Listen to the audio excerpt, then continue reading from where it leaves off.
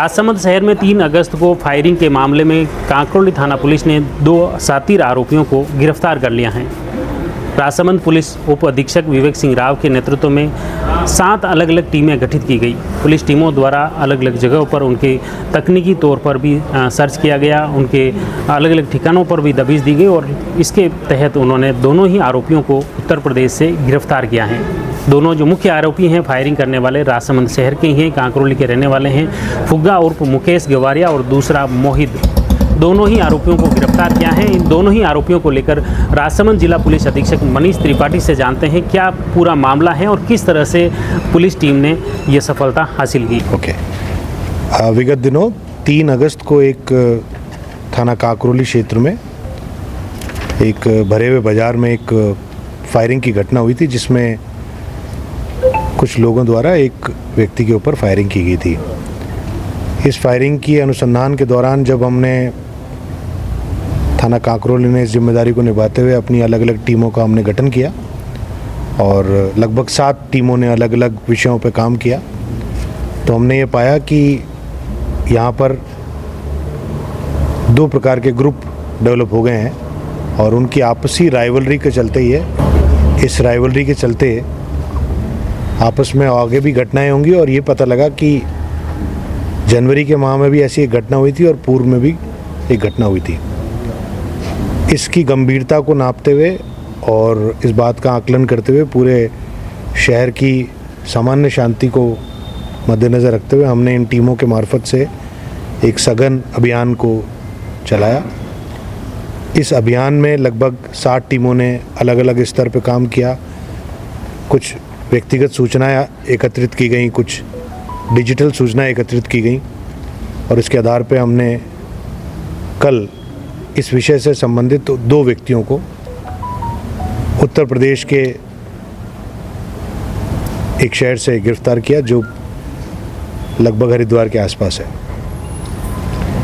इस सब की पूरी जानकारी के बाद में ये सामने आया कि इस पूरे घटनाक्रम में एक व्यक्ति जिसका नाम मोहित है, मोहित उर्फ हासिम, और एक का नाम है मुकेश, इन दोनों को वहाँ से दस्तयाब करके यहाँ लाया गया और आज उनको हम गिरफ्तार कर रहे हैं। इनसे विभिन्न हथियार हमें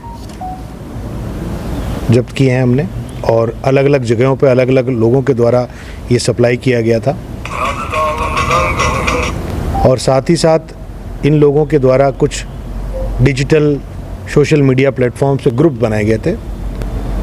हमने ये पाया कि ऐसे लोगों की बहुत ज़्यादा जो फॉलोइंग है उसको भी तोड़ना बहुत आवश्यक है, तो लगभग ऐसे लोगों के ग्रुप्स को, फॉलोअर्स को भी हमने उनके विरुद्ध निरोधात्मक कार्रवाई की है जो लगभग 50 से ऊपर है और साथ ही साथ करीब 5 आर्म्स एक्ट के हम मुकदमे दर्ज कर रहे हैं जिसमें विभिन्न हथियार, कारतूस, इसको भी हम जब्त कर रहे हैं और एक NDPS का भी केस इसके साथ साथ हम दर्ज कर रहे हैं। और क्योंकि ज़िले की और राज्य की कानून व्यवस्था के मद्देनज़र राजसमंद पुलिस ने एक टीम एफर्ट को ध्यान में रखते हुए वृत्ताधिकारी विवेक सिंह और SHO हनुमंत सिंह और DST इंचार्ज केसाराम के नेतृत्व में विभिन्न टीमों ने सघन प्रयास करके और उनके साथ में लगभग 40 लोगों ने अलग अलग टीमों के रूप में काम किया और एक अच्छा परिणाम हमें देखने को मिला है जिसमें हम इनको आज अरेस्ट कर रहे हैं और मैं उम्मीद करूंगा कि आने वाले दिनों में भी हम इनसे रिलेटेड कहां से ये हथियार ला रहे हैं, नारकोटिक्स ला रहे हैं, कहां शरण पा रहे हैं, कौन इनके फॉलोअर्स हैं, इस प्रक्रिया को हम बिल्कुल जड़ से समूल नाश करने के लिए कटिबद्ध हैं। और आगामी दिनों में मैं जनता से एक अपील करना चाहूँगा कि ऐसे जो क्रिमिनल तत्व होते हैं उनको सोशल मीडिया पे फॉलो करके समाज में एक गलत मैसेज आता है, इसलिए कृपया ऐसा काम ना करें जिससे कि हमें उनके खिलाफ भी कार्रवाई करनी पड़े।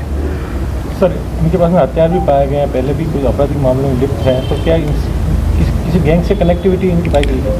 नहीं, अभी तक हमारे पास ऐसी कोई बड़ी गैंग से इनकी कोई संलिप्तता नहीं मिली है, लेकिन जैसा मैंने कहा कि हम हथियारों के सोर्स के ज़रूर, जहाँ से स्रोत रहे, कहाँ से ला रहे हैं, क्या इसी राज्य में ये ला रहे हैं, कहीं और से ला रहे हैं, कहाँ छुपा रहे हैं, इनको कौन शरण दे रहा है, किन रास्तों से भागते हैं और कहाँ कहाँ जाते हैं, इनके फाइनेंसर्स कौन हैं, इनके बैंक्स के बारे में, इनकी प्रॉपर्टीज़ के बारे में सब तहकीकात हम करेंगे। और इनसे रिलेटेड इनके अन्य गैंग मेंबर्स हैं यदि साथी हैं और इनके शुभचिंतक हैं, उन सभी के खिलाफ कार्रवाई करने का हमने मन बनाया है। सर, बड़ी घटना, इसने पहले फायरिंग की थी लगभग 6 महीने पहले। जी हाँ, जनवरी उस समय में। भी इसको इतनी ढील क्यों दी गई पुलिस की तरफ से, उसको आप जाके उसको मतलब अरेस्ट कर 6 महीने तक? देखिए, सबसे पहली बात, पुलिस किसी को डील नहीं देती है। पुलिस कभी भी किसी को डील देना चाहती भी नहीं है। उस समय की परिस्थितियों में कोई ऐसे काम हो गए होंगे कि हमारी जो सूचना तंत्र एक जगह जाके रुक जाता है। और आज के दौर में, डिजिटल दौर में, जहाँ पर लोग गायब हो जाते हैं और उनकी कोई भी सूत्र जब नहीं मिलता, तो कई हमारे प्रयास असफल हो जाते हैं। ऐसे बहुत सारे प्रकरण हैं जिसमें हमको सफलता नहीं मिली। ढीले प्रयास उस समय की परिस्थितियों के अनुसार हो जाते हैं, परंतु फिर भी हम मानते हैं कि लगातार जो प्रयास हैं उसकी वजह से ही पहले नहीं अरेस्ट हुए, तो कोई ना कोई क्रिमिनल का एक समय आता है जब उसको शरण के बावजूद और उसके छुपने के बावजूद भी उसको कानून के शिकंजे में कसा ही जाता है। एक सवाल ये था कि इन दिनों जो धरपकड़ हुई अवैध हथियारों को लेकर जी, उसमें जो अभियुक्त पकड़े जा रहे हैं अधिकांश 18, 19, 20, 21 इस उम्र के आसपास के आ रहे हैं, तो आपको नहीं लगता कि इन युवाओं का इस अपराध की तरफ बढ़ना ये भी शहर के लिए चिंता का विषय है? और साथ ही क्या इनके अभिभावकों से या शिक्षकों से कोई काउंसलिंग के माध्यम से भी ऐसी कुछ सुनिश्चित किया जाएगा कि कम से कम इस उम्र के युवक इन मार्ग पे ना चलें, इन रास्तों पे ना बढ़े? देखिए, इस उम्र के लड़के कई बार इस प्रकार की गतिविधियों में लिप्त पाए गए हैं। ऐसा एक संगत ठीक नहीं हो, ऐसी कई चीज़ें उपलब्ध होती हैं समाज में, लेकिन इसका ये अर्थ नहीं है कि सारे युवा इस ओर जा रहे हैं। उसमें से कुछ अपवाद स्वरूप ऐसा करते हैं। कुछ लोगों को ऐसा लगता है कि वो सोशल मीडिया पे यदि अपनी बंदूक दिखाएंगे तो उससे उनका बहुत प्रचार होगा। लेकिन कुछ दिनों में हमने पाया कि बड़े से बड़े क्रिमिनल्स को भी जब कानून अपने शिकंजे में लेता है तो फिर उनको भी उनके हौसले पस्त हो जाते हैं।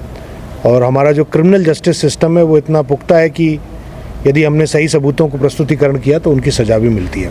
तो मैं अपील करना चाहूँगा कि इस प्रकार के छोटे प्रलोभन में उनको नहीं पड़ना चाहिए।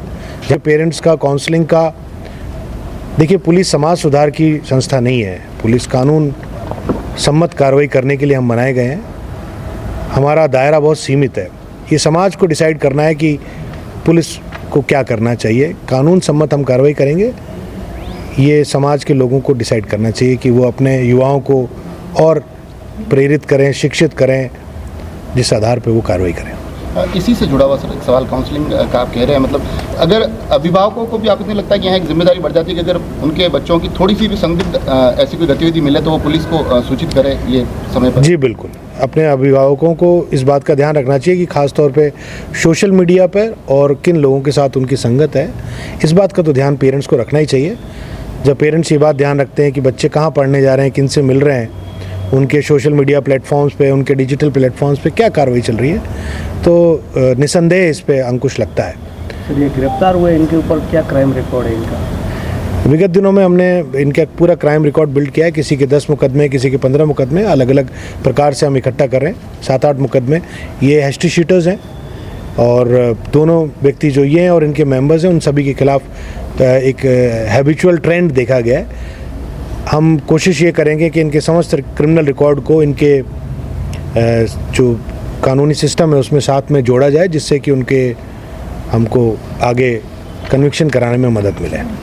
इनामी आरोपी हैं दोनों? जी हाँ, दोनों के विरुद्ध पहले कुछ इनाम घोषित किया गया था। क्योंकि ये फरार चल रहे थे तो हमने उस इनाम को बढ़ोतरी की थी उसमें। सर, अभी जो फायरिंग की उसका मूल कारण क्या है? देखिए, ये तो अनुसंधान का विषय है। हम ये जानना चाहते हैं कि कारण क्या है। ज़रूर इसके अंदर कोई ना कोई ऐसी बात रही होगी, वरना ये भी तो हो सकता था कि फायरिंग में किसी को आहत करते, और ये भी हो सकता है कि वो बच गए हो। इस पूरे अनुसंधान की गहन जांच के बाद ही इस बात को तय कर पाएंगे कि किसी भी रंजिश का कारण क्या रहा। ये घटना कानून के दायरे को तोड़ते हुए बाहर की गई, इसकी कारण की जांच की जाएगी। अभी हम ये कहने में अभी सक्षम नहीं है।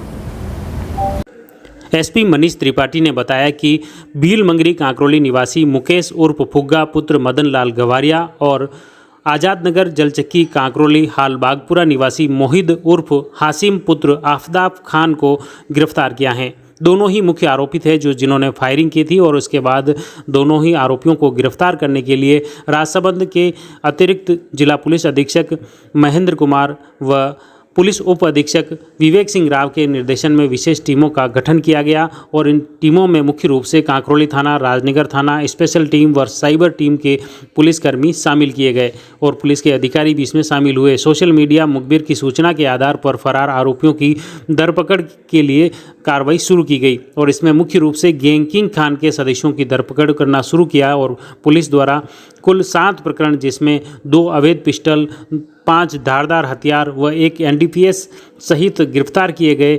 आपको बता दें कि इस मुख्य कार्रवाई में कांकरोली थाना प्रभारी Hanumant Singh soda, DST team प्रभारी उप निरीक्षक केसाराम, साइबर टीम से सहायक उप निरीक्षक पवन सिंह, हेड कांस्टेबल शंभू प्रताप सिंह, नरेंद्र वसीटा, राजेंद्र सिंह, सुरेंद्र सिंह, इंद्रचंद चोयल, बुद्धाराम, ओम प्रकाश, रामकरण, अरविंद, नगेश आदि शामिल हैं।